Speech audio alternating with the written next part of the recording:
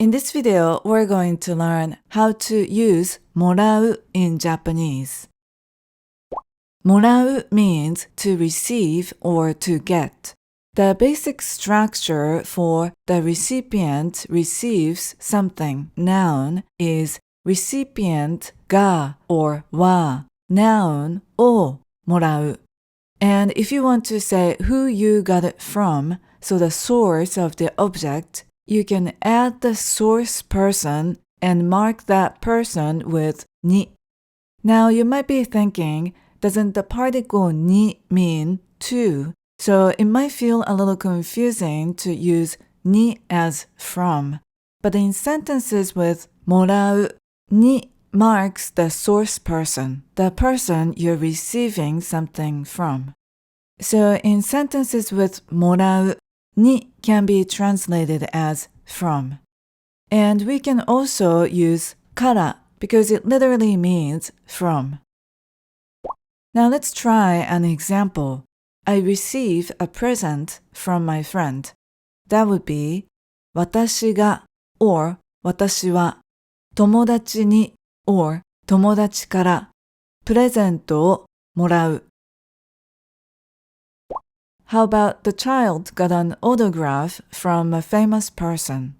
That would be その子供は有名な人にサインをもらった or その子供は有名な人からサインをもらった。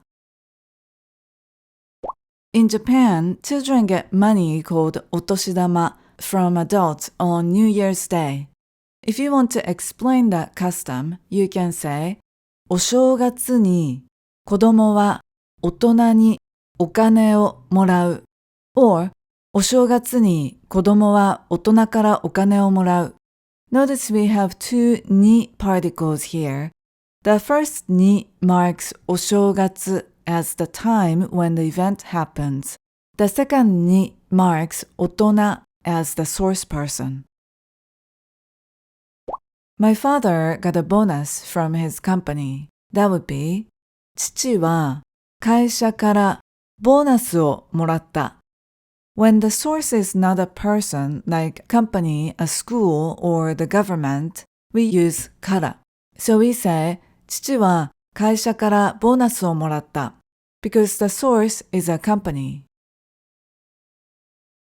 Here's the conjugation chart. もらう is a group 1 verb, also known as a 五段 verb or a う verb.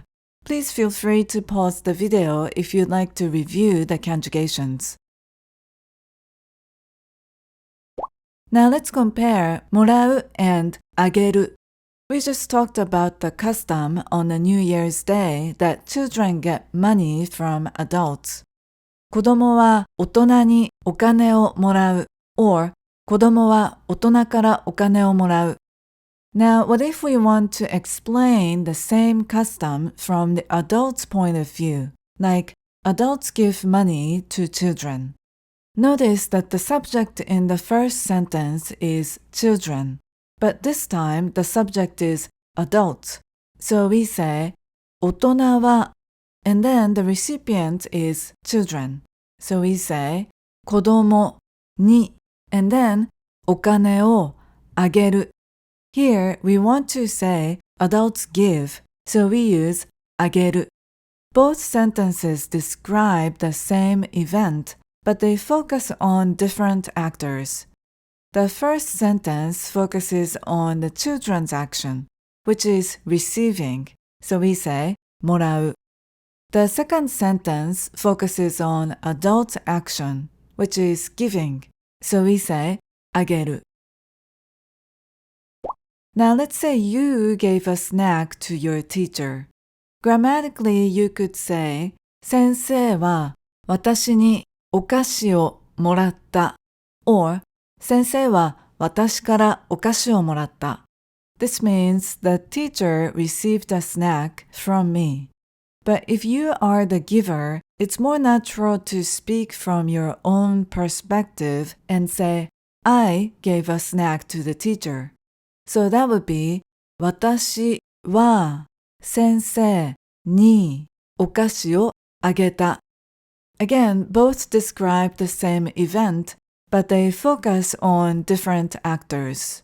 In this situation, you are the giver, so it feels more natural to talk about what you did unless you want to specifically say that the teacher received something from you.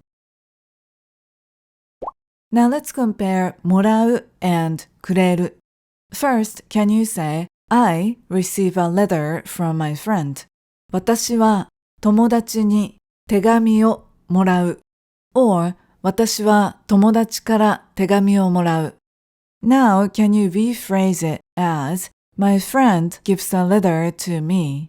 That would be, 友達は私に手紙をくれる. Here we use くれる because we want to say, my friend gives to me. So again, both sentences describe the same event, but 私はもらう means I receive. So the focus is on my action. And 友達はくれる means my friend gives to me.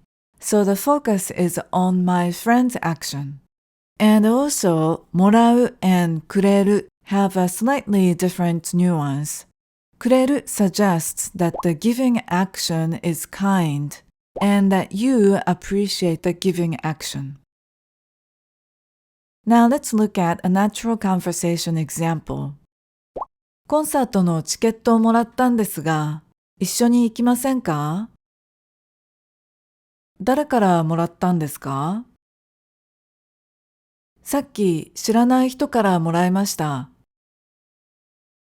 知らない人がくれたんですか？はい、高いチケットなのでサインをもらえるかもしれませんよ。